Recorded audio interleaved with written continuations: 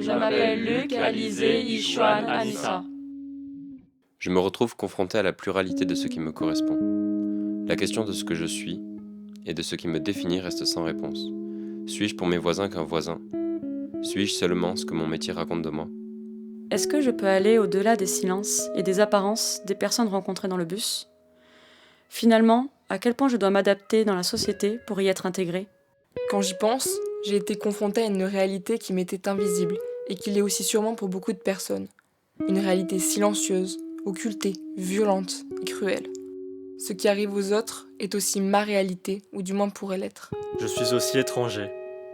Je vis avec une barrière de la langue.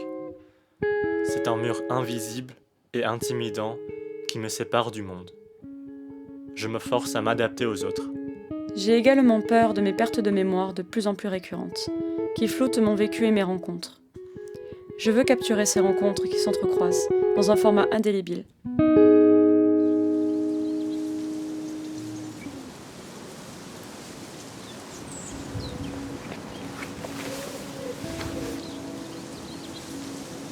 Bonjour.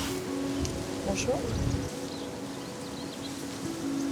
Je pense que on me voit comme quelqu'un de douce, sensible, rigolote, à l'écoute, attentive et j'espère avec un peu de poésie.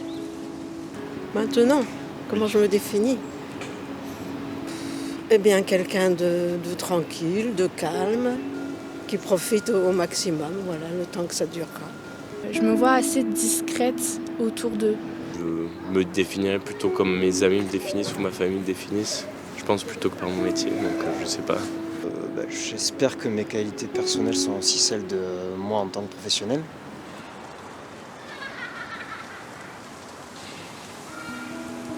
Moi, le footballeur que j'aimerais être, c'est fort, j'aimerais être grand, musclé. Alors quand j'étais enfant, j'ai eu plusieurs rêves. L'un d'entre eux était d'être archéologue.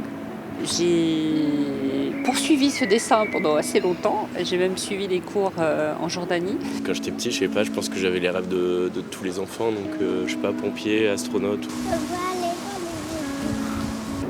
J'ai un rêve, c'est de devenir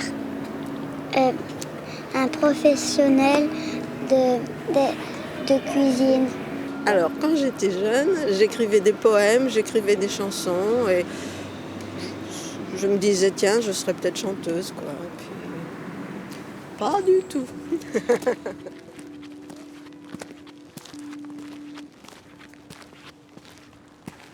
J'ai participé à quelques concours et bon, ça n'a pas bien marché parce que en fait, ça allait bien du côté des textes, des chansons, mais moi personnellement, j'étais trop timide, j'étais trop un peu timorée, un peu tout ça, donc ça n'allait pas pour être dans ce milieu-là. Donc j'ai vite compris que ça allait pas là. J'ai passé un concours parce que il fallait que je mange quand même. Je me suis rendu compte que l'archéologie, c'est l'expérience que j'ai eue. Je ne le réduis pas à ça, mais c'était plutôt travailler sur le passé. Et moi, je préférais être dans le présent. Je suis encore au lycée, donc je suis en première. L'avenir dans lequel j'aimerais aller, donc par exemple au niveau des métiers, ça serait graphiste. Donc ça n'a aucun rapport avec les spécialités en tout cas que j'ai choisies. Je sais pas si je ferai ce métier toute ma vie, parce que bon, on est dans une époque où les gens ils vont changer beaucoup de métiers en fonction de leur vie. Après le bac, j'ai fait un BTS qui ne m'intéressait absolument pas.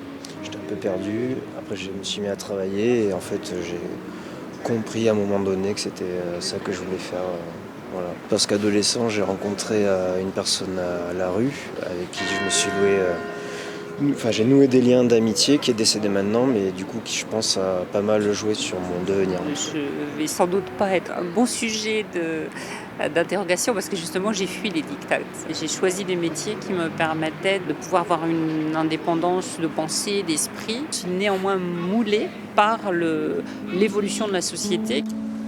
Comment je m'adapte? Je ne sais pas trop. Je me suis toujours adaptée à tout ce qui se présentait. Je vois certains de mes collègues qui étaient dans d'autres services avaient un peu peur de la retraite, alors que moi, ça ne m'a jamais perturbé spécialement, comme de prendre de l'âge non plus.